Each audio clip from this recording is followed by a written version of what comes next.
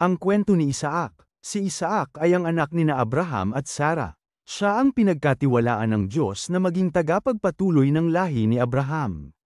Nang si Isaac ay malaki na, sinubukan saya ng Diyos, si Abraham sa pamamagitan ng pag-utos sa kanya na ialay si Isaac bilang handog sa Diyos. Tinupad ni Abraham ang utos ng Diyos, ngunit sa huling sandali, napigilan siya ng isang anghel at ibinigay sa kanya ang isang kambing na ialay sa halip ni Isaac.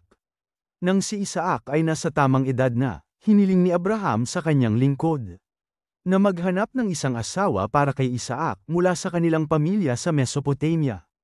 Ang lingkod ay nagbalik kasama si Rebecca, na naging asawa ni Isaac. Si Isaac at si Rebecca ay nagkaroon ng dalawang anak na lalaki, si Esau at si Jacob. Si Esau ay ang panganay, ngunit si Jacob ang naging tagapagmana ng pagpapala ng Diyos.